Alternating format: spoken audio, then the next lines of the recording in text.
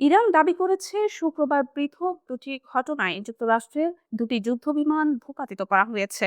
এর মধ্যে একটি A-10 ওয়ারথক মডেলের বিমান হরমুজ প্রণালীর কাছে পারস্য উপসাগরে বিধ্বস্ত হয়েছে। কয়েক ঘন্টা আগে ইরানের মধ্যাঞ্চলে F-15E স্ট্রাইক ঈগল মডেলের আরেকটি মার্কিন যুদ্ধবিমান বিধ্বস্ত হয়। কাতার ভিত্তিক সংবাদ মাধ্যম আল জাজিরা জানিয়েছে, একই দিনে ইরান অন্তত 5টি মার্কিন হেলিকপ্টারে আঘাত হেনেছে বলে ধারণা করা হচ্ছে। মার্কিন প্রেসিডেন্ট ডোনাল্ড ট্রাম্প অবশ্য এই ঘটনাকে যুদ্ধের স্বাভাবিক অংশ বলে উড়িয়ে দিয়েছেন। এনবিসি নিউজকে দেওয়া সাক্ষাৎকারে তিনি বলেন, না, মোটেও না, এটা তো যুদ্ধ, এতে আলোচনায় কোনো প্রভাব পড়বে না।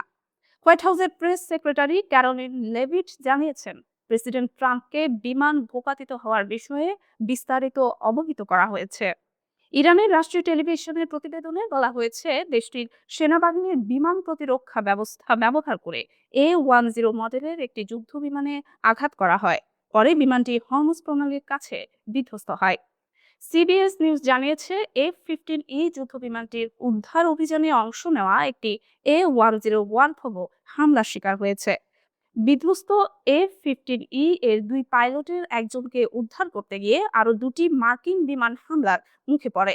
এ সময় A-10 ওয়ারথগের পাইলট সাগরে ঝাঁপ দেন এবং পরে তাকে উদ্ধার করা হয়।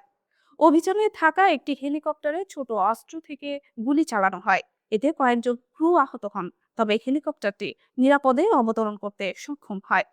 F-15E এর দ্বিতীয় পাইলটের খোঁজে এখনো উদ্ধার অভিযান চলছে। ইরানের খাতাম আল আনবিয়া কেন্দ্রীয় সদর দপ্তরের মুখপাত্র ইব্রাহিম জুলফাগারি রাষ্ট্রীয় টেলিভিশনে বলেন, নতুন উন্নত প্রতিরক্ষা ব্যবস্থা ব্যবহার করে আমরা একটি শত্রু যুদ্ধবিমান ভূপাতিত করেছি।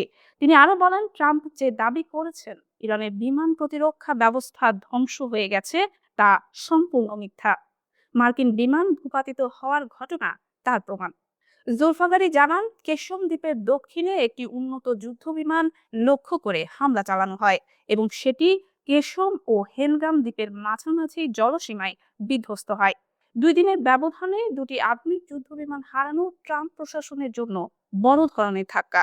বিশেষ করে A-10 ওয়ারথগের মতো ট্যাঙ্ক বাস্টার বিমান এবং F-15E স্ট্রাইক ঈগলের মতো অত্যাধুনিক ফাইটারের ক্ষয়ক্ষতি মার্কিন বিমান বাহিনীর শক্তি প্রদর্শনের দাবিকে প্রশ্নের মুখে ফেলেছে। ট্রাম্প অবশ্য এখনো আশাবাদী। তিনি বলছেন, এসব ঘটনা আলোচনার পথে কোনো বাধা তৈরি করবে না।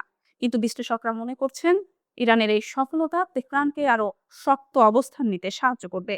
ইরানের দাবি অনুসারে তাদের নতুন প্রতিরক্ষা ব্যবস্থা এখনো অক্ষত রয়েছে এবং তারা মার্কিন বিমান বাহিনীর উপর কার্যকর আঘাত হানতে সক্ষম। পাইলটদের উদ্ধার অভিযান এখনো চলছে। বিশেষ করে F-15E এর দ্বিতীয় পাইলটের খোঁজে মার্কিন বাহিনী রুদ্ধশ্বাস তৎপরতা চালাচ্ছে।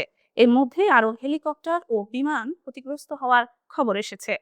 ইরানের এই দাবি যদি সত্য প্রমাণিত হয়, তাহলে এটি চলমান যুদ্ধে একটি নতুন মোড় নিয়ে আসবে। ট্রাম্প প্রশাসন এখন দ্বিধায় পড়েছে। একদিকে আলোচনার কথা বলা, অন্যদিকে যুদ্ধক্ষেত্রে ক্রমাগত ক্ষয়ক্ষতির মুখে পড়া। 2 যুদ্ধবিমান হারানোর ঘটনা ট্রাম্পের জন্য শুধু সামরিক নয়, রাজনৈতিকভাবেও লজ্জাজনক হয়ে দাঁড়িয়েছে। বিশেষ করে যখন তিনি বারবার দাবি করে আসছেন যে ইরানের প্রতিরক্ষা ব্যবস্থা প্রায় ধ্বংস হয়ে গেছে।